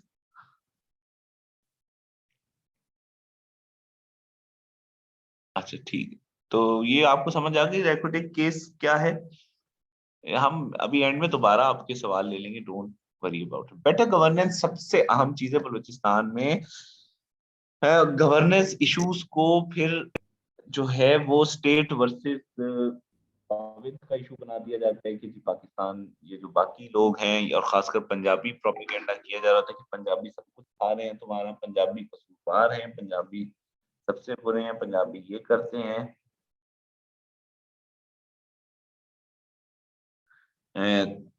तो उसमें बहुत सारा कुछ ये है कि गवर्नमेंट में तो देखिए बलूचिस्तान एथनिक बलोच ही बैठे हैं, लेकिन वो उस तरह से सर्विस डिलीवरी नहीं कर पा रहे। करप्शन ज्यादा है, गवर्नेंस बहुत वीक है, स्टेबिलिटी नहीं है गवर्नमेंट में, पैसे नहीं है गवर्नमेंट के पास, गवर्नमेंट के टैक्स रेवेन्यूज नहीं बढ़ रहे, गवर्नमेंट के नेचुरल रिसोर्सेज के रेवेन्यूज नहीं बढ़ रहे। तो क्या होगा, उसकी वजह से फिर गवर्नेंस भी बेहतर नहीं हो रही, उसके ऊपर काम नहीं किया जा रहा है। सबसे बड़ा इशू पॉलिटिकल इंस्टेबिलिटी और अनसर्टेनिटी है। जो लोग नाराज हैं उनको गले लगाएं, जो लोग हथियार उठाए हुए उनसे हथियार डलवाएं। आई थिंक अच्छा काम हुआ है पिछले 5 साल में, खासकर डॉक्टर अब्दुल मालिक बलोच जब थे, और फिर जनरल जंजुआ के दौर में काफी, जब वो सदर्न कमांड के जब कोर कमांडर थे उनके दौर में काम हुआ है। काफी सारे नाराज बलोच वापस आए हैं, उसके बाद थोड़े ऑपरेशन दोबारा बढ़े हैं। इसकी वजह से इवन पश्तून तहफ़्फ़ुज़ मूवमेंट बलूचिस्तान की, जो पश्तून इलाके उनमें बहुत एक्टिव है, और उसकी वजह से बलूचिस्तान के जो पश्तून इलाके जो जनरली पीसफुल रहते थे, उधर अब पॉलिटिकल अनरेस्ट ज्यादा है। इंफ्रास्ट्रक्चर डेवलपमेंट बहुत जरूरी है, सड़कों का जाल बिछाया जाना चाहिए सीपेक के थ्रू, और सीपेक के अलावा भी छोटे छोटे शहरों को कनेक्ट किया जाए, वहां पर माइक्रो फाइनेंसिंग की सहूलियात दी जाएं, लोगों को अपना कारोबार करने के लिए पैसे दिए जाएं, इवन एक भैंस खरीदने के पैसे दिए जाएं, उस भैंस के दूध से उनसे अगर तो कम से कम अपनी सब्सिस्टेंस के साथ साथ एक और भैंस खरीद लें 1-2 साल के अंदर। बॉर्डर्स की सिक्योरिटी जरूरी है। बलूचिस्तान में अफगानिस्तान ईरान दोनों के बॉर्डर्स लगते हैं, जहां से हमारे ताल्लुकात कभी कभी ट्रिकी हो जाते हैं। फिर क्रॉस बॉर्डर इन्फिल्ट्रेशन होती है, पाकिस्तान से लोग वहां जा रहे हैं, वहां के लोग यहाँ आ रहे हैं, तो इन चीजों को बेहतर किया जाए। लोकल गवर्नमेंट सिस्टम को, I think answer to good governance is local bodies का निजाम। जब तक लोकल बॉडीज का सिस्टम नहीं आएगा, मुल्क मुआलिक में सर्विस डिलीवरी बेहतर नहीं होगी। ब्यूरोक्रेसी पॉलिसी बनाने वाली ताकत नहीं है। Bureaucrats are very good shining competent people, but they are not the rulers. Rulers are the people themselves, and when people will decide what is good for them, only then the things will improve. Local government का निजाम लाया जाए, counsellor और नाजिम के level पर resources को divide किया जाए, service delivery हो, हेल्थ और एजुकेशन के ऊपर काम हो, लीडरशिप ऐसी हो कि जो गले से लगाए। बलूचिस्तान में सिर्फ फोटो सेशन के लिए ना जाए, वहां पे एक रेगुलर मॉनिटरिंग ट्रैकिंग हो बलूचिस्तान पैकेज की, उसकी डिलीवरेबल्स के ऊपर बात हो, अकाउंटेबिलिटी हो, हेल्थ एंड एजुकेशन सिस्टम को बेहतर किया जाए, ह्यूमन डेवलपमेंट इंडेक्स, लिटरेसी, इनको देखा जाए, नेशनल आइडेंटिटी की बात की जाए, इंक्लूजन की बात की जाए, उनको गले लगाया जाए। बलूचिस्तान के बच्चों को ज्यादा स्कॉलरशिप दी जाए सरकारी यूनिवर्सिटी में। पिछले साल का स्कैंडल था पंजाब की यूनिवर्सिटीज में जो उनको स्कॉलरशिप्स मिलती हैं वो खत्म कर दी गई थी, बिकॉज ऑस्टेरिटी स्कीम चल रही थी। ऑल्दो फिर एहतजाज के बाद गवर्नर साहब ने उसको रिस्टोर कर दिया, बट स्टिल स्कॉलरशिप बढ़ाने की जरूरत है, इंटरेक्शन बढ़ाने की जरूरत है, स्टडी टूर्स होने चाहिए, लोगों को बलूचिस्तान से इंट्रोड्यूस कराएं, बलूचिस्तान को मेन स्ट्रीम में लाएं। I I don't say it, I have not invented it or this sentence, or I am not the pioneer, but I really believe in it. That's why I will repeat. The future of Pakistan is linked to Balochistan, and the future of Balochistan is linked to Pakistan. ये बहुत अहम है, हमें इन चीजों को understand करने की जरूरत है कि बलूचिस्तान के बगैर अब पाकिस्तान तरक्की नहीं कर सकता। पाकिस्तान में एक पूरे रिसोर्स सैचुरेशन आ चुकी है सिंध और पंजाब के अंदर। पॉपुलेशन बड़ी हद तक पढ़ी लिखी भी हो गई है, रिसोर्सेज की। बलूचिस्तान एक अनटैप्ड एरिया है, वहां पर लोगों को, और इतनी आबादी नहीं है, आप वहां के लोगों को शामिल करें तरक्की में, उनकी नौकरियां में उनको प्रायोरिटाइज करें, और फिर देखें वो कैसे आपके साथी आपके भाई बन जाते हैं। इंसर्जेंसी को पे काबू पाए। जो आइडेंटिटी कार्ड या डोमिसाइल का इशू है उसको रिजॉल्व किया जा सकता है, उस पर स्टेट बैठे और बात कर ले। डिस्ट्रीब्यूशन ऑफ रिसोर्सेज की बात है तो ये बहुत अहम है, बलूचिस्तान के कंसर्न्स हैं। चाहे गवर्नमेंट जितनी प्रो सेंटर भी होती है, उसको ये शिकायत हमेशा रहती है हमारे हक हमें मिल नहीं रहा है। मिसिंग पर्संस के इशू को रिजॉल्व किया जाए, स्टूडेंट्स पढ़े लिखे लोग गायब हो रहे हैं, उनको कौमी धारे में लाया जाए, उनको डायलॉग पे लाके। डिसइंटीग्रेशन में पाकिस्तान की जो इश्यूज हैं, गवर्नेंस क्राइसिस, देखें every crisis in democracy will sprout from governance issue. Uneven development है पाकिस्तान में, कुछ इलाके बहुत तरक्की कर गए हैं, कुछ को कुछ पता ही नहीं है। आप देखें कराची और लाहौर में बहुत फर्क है। लाहौर बहुत एडवांस हो चुका है, पंजाब के कुछ शहर लाहौर, फैसलाबाद, मुल्तान, गुजरांवाला, गुजरात, सियालकोट, रावलपिंडी, ये तरक्की में पूरे पाकिस्तान की से बहुत आगे। कराची और लाहौर में डिफरेंस बहुत आ गया है। लोकल गवर्नमेंट्स का निजाम एक बहुत बड़ी बात है। अब कराची को आप देखें तो इंटीरियर सिंध से आने वाले के लिए कराची एक जन्नत नजीर बात है। इंटीरियर सिंध का आप हैदराबाद और कराची का कंपैरिजन नहीं कर सकते। तो अनइवन डेवलपमेंट ने इश्यूज ऑफ पॉपुलेशन क्रिएट कर दिए हैं, डिसहार्मनी पैदा होती है, ग्रीवेंसेस क्रिएट होती हैं, रिलीजियस इंटॉलरेंस पाकिस्तान में शिया सुन्नी देवबंदी बरेलवी के इश्यूज बहुत ज्यादा हैं। कोई एक फिरका बनाना जमात खड़ी होती है, दूसरे को काफिर डिक्लेयर कर देती है, और फिर पूरा पूरा दिन लोग इसी पे लगे रहते हैं। इसके बाद जो है वो इंटरनेशनल फैक्टर्स भी हैं, हमारे दुश्मन 5th जनरेशन वॉरफेयर को खुले में पाकिस्तान के खिलाफ मुसलसल साजिशें हो रही हैं, सेक्टेरियन डिवाइड पैदा करने की कोशिश की जा रही है, सेसेशनिस्ट फोर्सेस को, दहशतगर्दों को, सेपरेटिस्ट को, अल्लाह नजर बलोच टाइप लोग और बरामदा बुगटी हरबियार मरी को सपोर्ट हासिल है। लैंग्वेज के इश्यूज हैं पाकिस्तान में, उर्दू जबान कौमी जबान तो है लेकिन जो इलाकाई जबान है उनका इशू है, अभी हम उनको पूरी तरह ग्रैस्प नहीं कर पाए, अंग्रेजी की दौड़ शुरू हो गई है। लीड कैप्चर पाकिस्तान का सबसे बड़ा मसला है, चंद लोग हैं, वो चाहे बलूचिस्तान हो, सिंध हो, पंजाब हो, उसका मुस्तकबिल वही चंद लोग डिसाइड कर रहे हैं, कौन वजीर आला बनेगा, कौन एमएनए बनेगा, कौन सेनेटर बनेगा, कौन वजीर खजाना बनेगा, चंद लोग डिसाइड कर रहे हैं। और लोग जो हमारी जमहूर है, जो हमारी डेमोक्रेसी है, जो उनको कुछ खास आइडिया ही नहीं हो पा रहा। These are issues. सर इसमें पानी का डाल सकते हैं सर, पानी का भी बड़ा क्राइसिस है। जी जी जी बिल्कुल डाल सकते। अगेन वो डेमोक्रेसी स्ट्रांग होगी, डेमोक्रेटिक इंस्टीट्यूशंस को स्ट्रेंथन किया जाएगा तो बहुत सारे इख्तलाफात खुद ही दूर हो जाएंगे। प्रोमोट नेशनल लैंग्वेज, ये एक हद तक तो ठीक है, मैं लेकिन इसके ऊपर बहुत एग्री नहीं करता। रीजनल लैंग्वेज आना चाहिए, रीजनल लैंग्वेजेस को प्रमोट करें, आप कल्चरल डिवर्सिटी को सेलिब्रेट करें। इंडिया के पास 900 से ज्यादा जबानें हैं, वो तो खुशी से दुनिया को दिखाते रहते हैं। तो हमसे जो है हमारी 70-80 जबानों में हमें मसला शुरू हो जाता है, तो हमें बात करनी ही चाहिए। रीजनल लैंग्वेजेस को प्रमोट किया जाए, रीजनल कल्चर्स को सेलिब्रेट किया जाए, डिसेंट को, जो इख्तिलाफ राय है उसको इनकरेज किया जाए, उस पर डायलॉग किया जाए, अपना व्यू पॉइंट बताया जाए।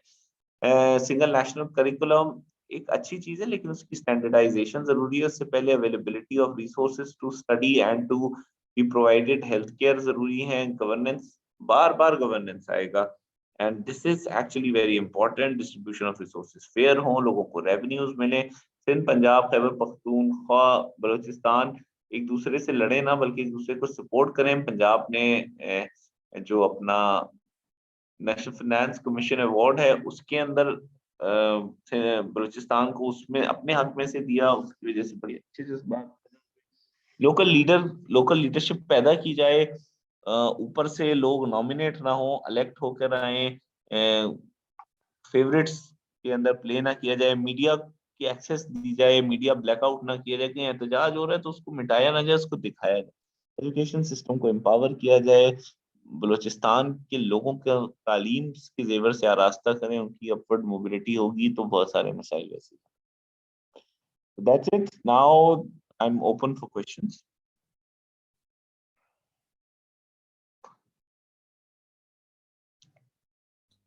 ये सीपेक में जो है सर उनका बुनियादी मसला जो है एहतजाज का सर। सॉरी आपकी आवाज चली गई है, आप टाइप कर दें क्वेश्चन, आवाज चली गई। सॉरी सर, सर मैं ये कह रहा था वेस्टर्न रूट की वजह से जो ये लोग एहतजाज कर रहे हैं वो मैं नहीं समझता कि वो उस वजह से है। यस जी जी, किस वजह से फिर? सर वो मैं ये लिखना चाह रहा था, अगर लिख दूं कि जी वो कहते हैं कि चाइनीज की वजह से मैं अपने इलाके में महसूस कर दिया गया है सिक्योरिटी रीजन की वजह से। सही से उनके नहीं, तो आने इन चीजों का हल देखिए, हर चीज का हल पैदा किया, हल जो है वो ढूंढा जा सकता है, नियत होनी चाहिए लोगों को। आप लोगों से पूछना शुरू कर दें मसले को कैसे हल करना है, वो आधी चीजें बता देंगे, आपका मसला हल हो जाएगा, और आधी चीजें वो नहीं बताएंगे तो आप उन्हें बता देंगे तो मसला हल हो जाएगा। डायलॉग इज इम्पोर्टेंट, लोगों को बिठाकर उनसे बात करना इज इम्पोर्टेंट। डायलॉग होगा, पॉलिटिकल प्रोसेस होगा, लोगों को लगेगा उन्हें सुनाया जा रहा है। जी, सुई सदन गैस नहीं है तो बिल्कुल यही प्रॉब्लम है, बलूचिस्तान में है लेकिन कम इलाकों में है। प्रॉब्लम यही है कि स्टेट की प्रायोरिटीज नहीं है। जो इलाके ज्यादा डेवलप्ड होते हैं ना, तो वो ज्यादा कंट्रीब्यूट करते हैं डेवलपमेंट में मजीद, और वो फिर टैक्स भी ज्यादा देते हैं, फिर वहाँ की एलीट ही आपके ओहदों पर काबिज होती है, तो फिर वो उनकी सुनी भी जाती। तो बलूचिस्तान में उस टाइम पे इतनी अवेयरनेस थी, फिर उन्होंने सोचा अभी इतनी आबादी भी नहीं है, तो 1970 90s में आई थिंक, बल्कि 80s में गया, बड़ा इशू जस्टिफाई नहीं कर सकते इस वक्त, कोई जवाब ही नहीं। Unfortunately this is wrong and wrong cannot be justified.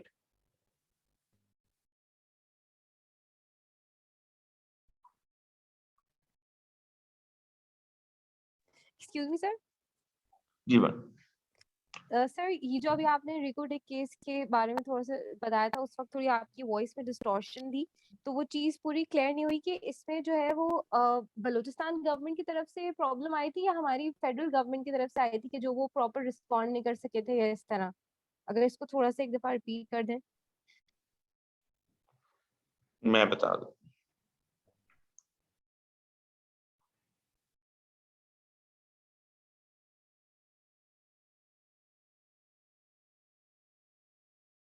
Okay जी।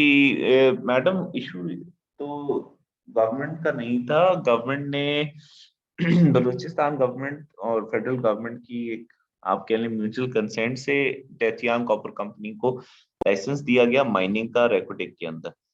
उनके दरमियान कुछ डिफरेंसेस हो गए।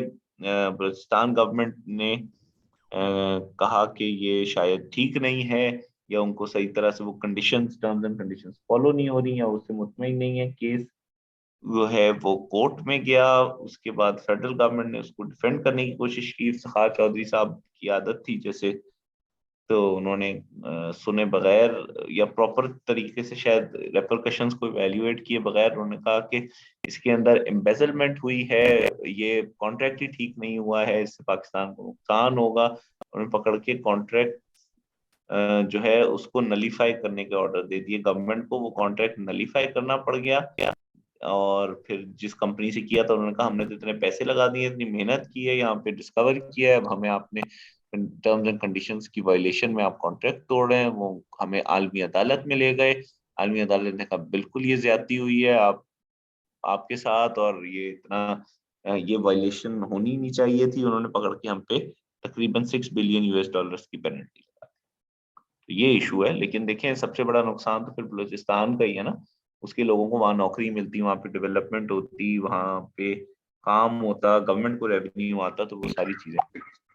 सर जैसे इसके कॉन्ट्रैक्ट में ये चीज है कि 75% जो है वो शायद ऑस्ट्रेलियन कंपनी थी जिनको शेयर मिलना था, और 25% यहाँ पाकिस्तानी गवर्नमेंट को मिलना था।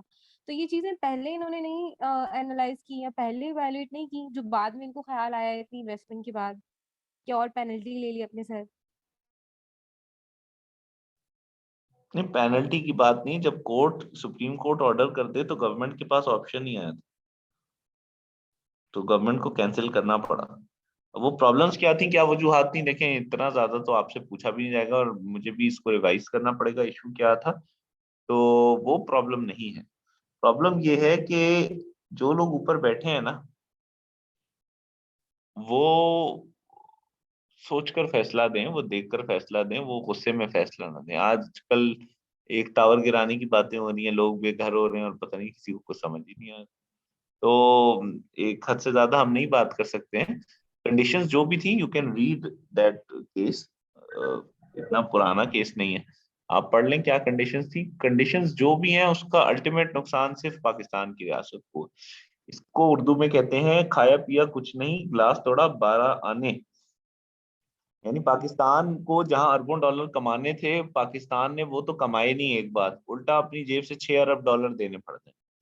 टोटल कर्जा जो पाकिस्तान ने फर्स्ट गो में लिया था ना आईएमएफ से, ये जब अब्दुल हफीज शेख साहब हमारे भी फाइनेंस मिनिस्टर थे, तो $6 बिलियन ही का था।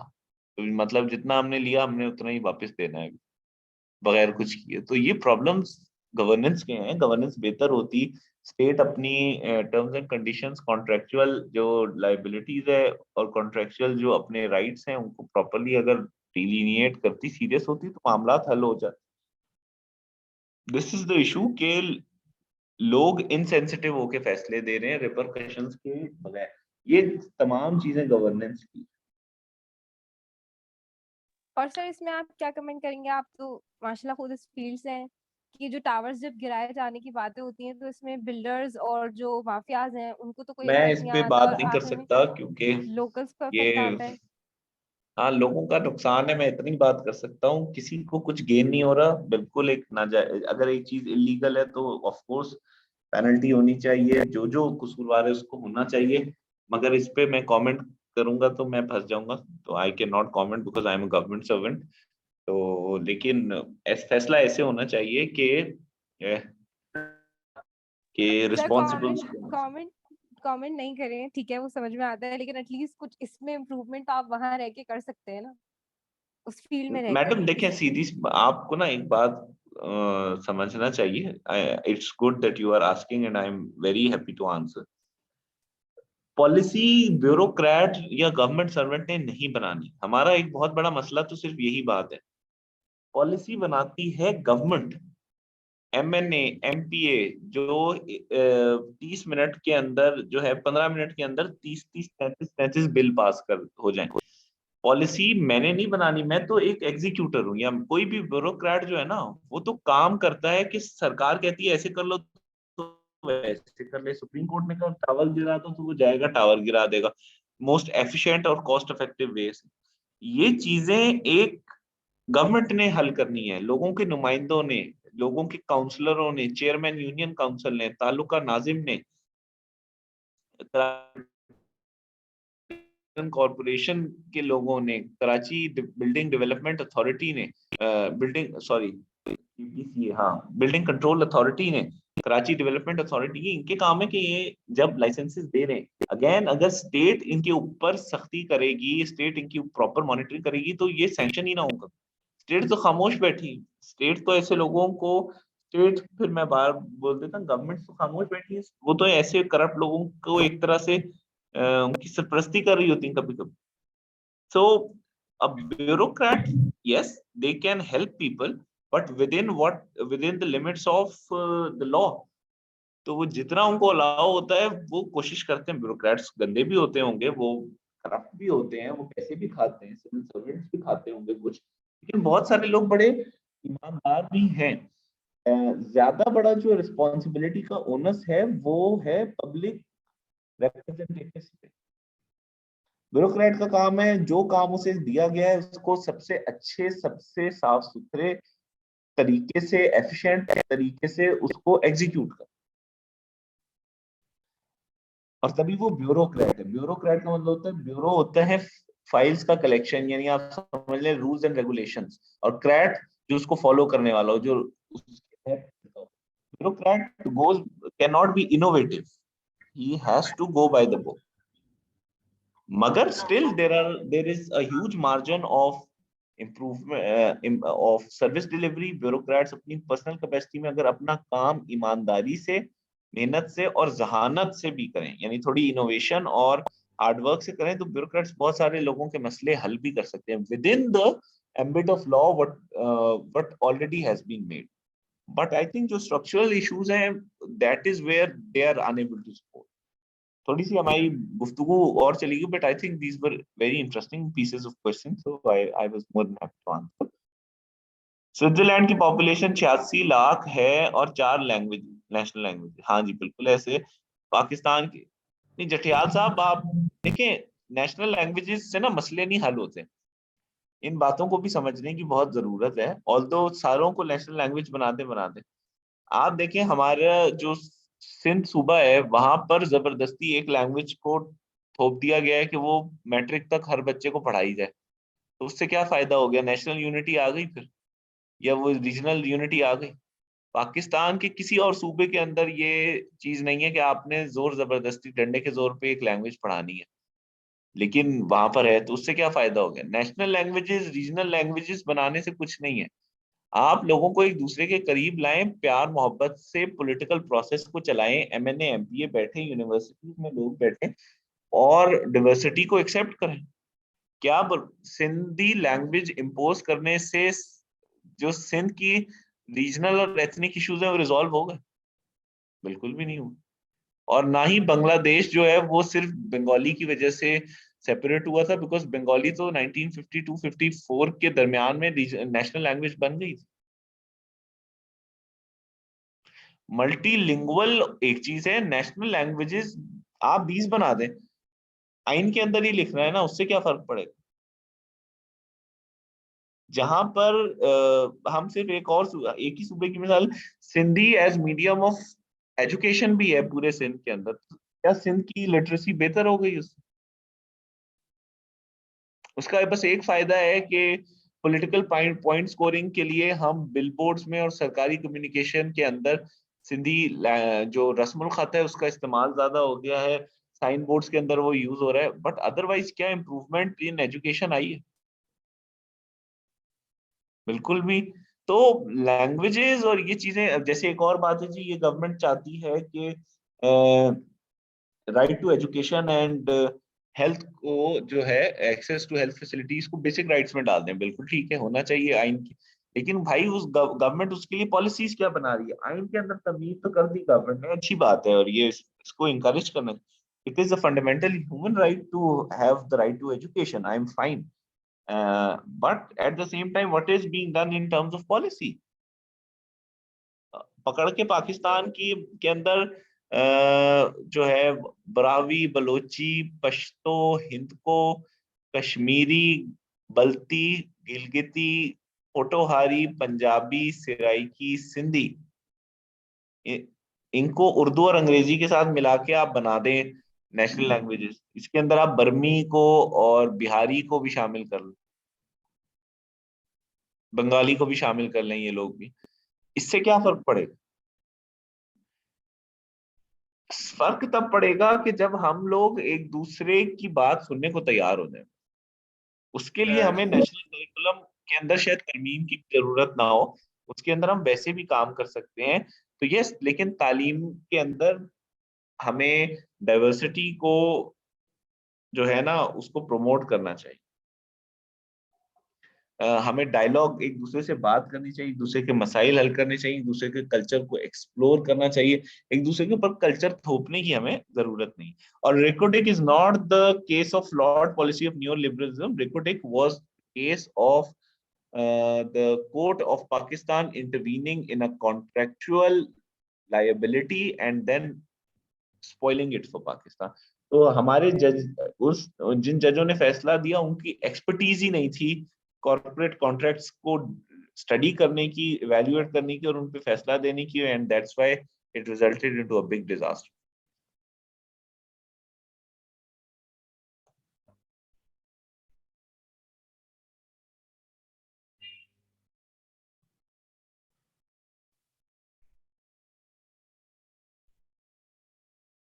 अबू बकर ने आके मेरे नोट्स मैंने अबू बकर को दिए हुए हैं, I am sure, I think वो फिर या उनकी व्हाट्सएप से अब वो एक्टिव नहीं रहा होगा, मैं देख लेता हूँ, मैं आपको कल अगर इतने सोशियोलॉजी नोट्स पॉपुलर हैं यार तो हम किताब छपवा देते हैं, मेरा ख्याल है वो ज्यादा अच्छा होता है।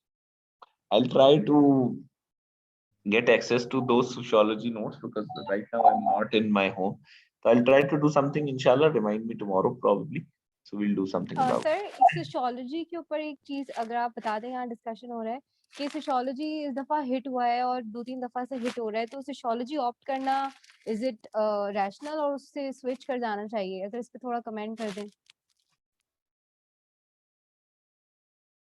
अच्छा जी, अभी कमेंट।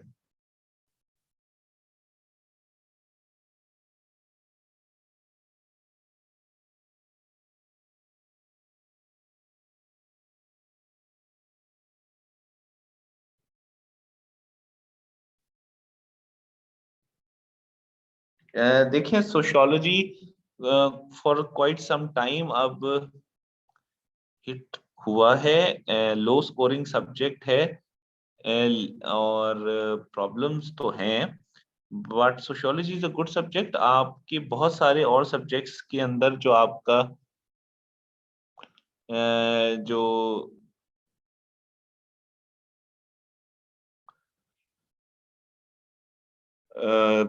कॉन्सेप्ट्स हैं वो क्लियर होते हैं तो आपको बहुत फायदा देती है। तो सोशियोलॉजी मैंने पर्सनल चॉइस पे रखी थी, यानी I wanted to study psychology, sorry sociology, that's why I did it. Generally low scoring subject है, बहुत हाई स्कोरिंग नहीं है, मेरे एक दफा 73 आ गए थे, अगली दफा 63 आ गए, तो लेकिन इंटरेस्टिंग है, आपको पढ़ने में मजा आएगा। मगर अगर आपका बहुत ज्यादा शौक नहीं है तो आप एंथ्रोपोलॉजी रख लीजिए, आप साइकोलॉजी रख लीजिए, वो भी अच्छे ऑप्शंस हैं। अगर you are neutral about subject choice या बहुत ज्यादा पैशनेट नहीं है सोशियोलॉजी के लिए, तो आप ये वाले सब्जेक्ट्स रख लीजिए। और बट स्टिल स्कोरिंग ट्रेंड एक हद तक ही सही डिपिक्शन होती है, बिकॉज एक सब्जेक्ट 2 साल बैठता है फिर अगले साल हिट हो जाता है। आईआर उसकी एग्जांपल है, 2017, 18, 19 में पिटा है और फिर 20 में बहुत हिट हो गई। नहीं, सर मैं सर जैसे साइकोलॉजी नहीं पढ़ाता, मुझे सर बहुत जैसे शौक है मेरे कि मैं पढ़ा ऑप्शंस सकता साइकोलॉजी, बट मैंने मतलब जो टेक्स्ट बुक साइकोलॉजी है वो नहीं पढ़ी। I am more interested reading it for my own learning. जी मैडम, आपका सवाल। सर जैसे मेरे ऑप्शंस में से मेरे सारे ऑप्शंस क्लियर हुए हैं सिवाय सोशियोलॉजी के। आई गॉट 31 कोई मार्क्स इन इट, तो इसलिए मैं इस साल सोच रही हूँ कि क्या मुझे स्विच कर जाना चाहिए। एक तो very sorry to hear that. तो मैं भी बस इस दफा 2 नंबर से ही बच गया हूँ, 33 मेरे मार्क्स आए थे। तो आई थिंक डोंट जज your self, first of all this is important. और अगर बहुत पैशनेट नहीं है सोशियोलॉजी के लिए तो छोड़ दें। मैं तो बहुत पैशनेट था, मुझे दोनों सब्जेक्ट्स जो लो स्कोरिंग है, 3 सब्जेक्ट्स बल्कि, यूएस हिस्ट्री लो स्कोरिंग हो गया था, फिर सोशियोलॉजी और आईआर, ये तीनों सब्जेक्ट्स असल में मेरा पैशन थे, तो I did not leave them. Although बड़े मशवरे भी आए थे, तो बस हमारा गुजारा हो गया। If you are not like really zealous about sociology, then you can leave it for maybe. I've heard के एंथ्रोपोलॉजी का सिलेबस भी छोटा है, आसान है, स्ट्रेट फॉरवर्ड है और हाई स्कोरिंग है, बहुत ज्यादा लोग नहीं रखते। तो आप सोशियोलॉजी के लिए मैं काफी दफा बता चुका हूँ, मैं साइकोलॉजी पढ़ा नहीं सकता मैडम मारिया, वरना मैं पढ़ा देता। क्योंकि मैंने साइकोलॉजी एज अ सब्जेक्ट नहीं पढ़ी। आईआर डिफिकल्ट लग रही है, आईआर हम पढ़ा रहे हैं, आप वो पढ़ लें, और बाकी कोई प्रॉब्लम आए सर आप इस्लामियत पढ़ा देंगे, कोई नहीं पढ़ा रहा, या फिर 3-4 लेक्चर मैं इस्लामियत पढ़ा देता हूँ, कोई मसला नहीं है, इस्लामियात मैं पढ़ा देता हूँ। सीएसएस कॉर्नर से बात कर लें, इस्लामियात मैं पढ़ा दूंगा। अगर आपके सीआर अभी कोई है तो सीआर से बात कर लीजिए और आप उनको सजेस्ट कर दें, अगर कहते हैं तो मैं इस्लामियात। ठीक है जी। सर आप डाउन टू अपने सोशियोलॉजी के नोट्स शेयर करवा दीजिएगा, तो हम एक दफा उसको फिर डिसाइड कर लेंगे। मैं सोशियोलॉजी के जो नोट्स है ना वो उनको पेटेंट करा दूंगा, क्योंकि वो कुछ ज्यादा ही पॉपुलर हो गए, मेरे से ज्यादा पॉपुलर हो गए। खैर मैं भी क्या पॉपुलर हूँ, लेकिन मैं कुछ कर देता हूँ उसका, मुझे मैंने भेजे हुए हैं and now I don't have them in my mobile phone, so this is my issue, but I try doing something about it इंशाल्लाह। Remind me in the next lecture if I forget, I will do something about it. Islamiat के लिए जठियाल या और भी कोई पढ़ना चाहता है तो सीधे से राब्ता करें, मैं पढ़ा दूंगा Islamiat, I don't have problem, I will be able to teach you. और आई वाज लकी कि इस्लामियत में रीजनेबल मार्क्स ही आ गए आगे से दोनों time. And Islamiat should be taken seriously, ऐसे भी लोग हैं जो सिर्फ इस्लामियत में फेल हुए हैं और बेचारे बाकी काफी सारे सब्जेक्ट्स में पास। डाउन टू अर्थ साइकोलॉजी का मुझे नहीं पता कैसी बुक है, मैंने नहीं पढ़ी, मैंने सोशियोलॉजी की बुक कम पढ़ी थी, मैं सोशियोलॉजी के बारे में ऑब्जर्वेशंस मेरी ज्यादा थी।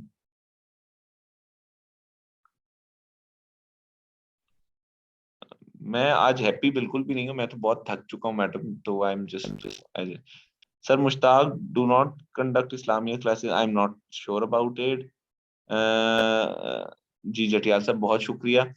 इस्लामियात पढ़ा देंगे, आप सीएसएस कॉर्नर से राब्ता करें, मैं पढ़ा दूंगा नेक्स्ट वीक से, मैं आप लोगों को कह रहा हूँ अच्छी भी पढ़ा देंगे, ठीक है। If you are worried about Islamiat I will teach Islamiat. Sociology में मैंने 2 किताबें पढ़ी थी, क्या नाम, अमल नाम था उनका, अमल सादिक, और एक और थे वो जहांगीरवल टाइम्स की थी, और दूसरी किताब जो थी वो टगावा की थी, वो मैंने कम पढ़ी थी, जहांगीरवल टाइम्स की ज्यादा पढ़ी थी। एक चीज मैंने प्रैक्टिकली बहुत की है, वो है सोशियोलॉजिकल इमेजिनेशन, जो मैं पढ़ा भी चुका हूँ, वो वाला लेक्चर खोल के पढ़िएगा, तो उसने मुझे सोशियोलॉजी समझने में बहुत आसानी की है। International law was not my subject, so I can teach criminology, but I cannot teach international law. ठीक है, इस्लामियात मैं पढ़ा दूंगा, मैंने बस अब 20वीं दफा कह दी है। Talk to your CSS corner.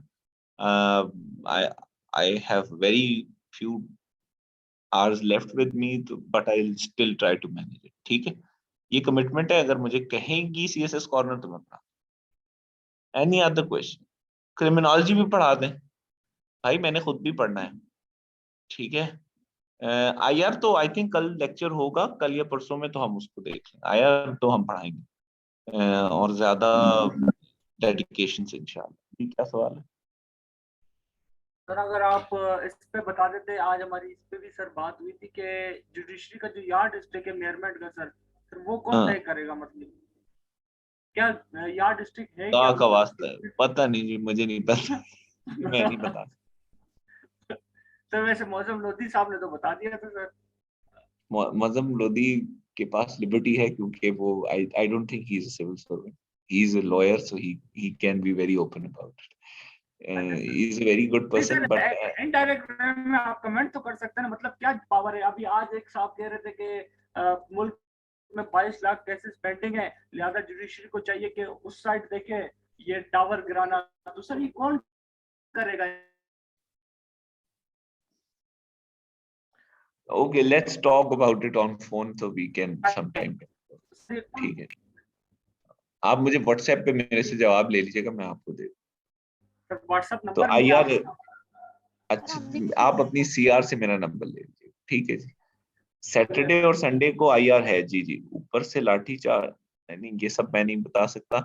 IR के कल लेक्चर्स होंगे और सोशियोलॉजी के भी कल लेक्चर होगा, तो आप don't worry everyone, will meet as per schedule इंशाल्लाह। एक बात मैं आप लोगों को बता दूं, मैंने आप लोगों से कमिटमेंट की थी, मैं पढ़ा रहा हूँ, and it is at the cost of my personal time, believe me. तो but I am very much attached to CSS corner and I love being with you। inshallah let's meet tomorrow। thank you, मुझे calls आ रही हैं। Hello, अस्सलाम thank you वालेकुम। Sir. अल्लाह हाफिज। मैं ठीक ठाक।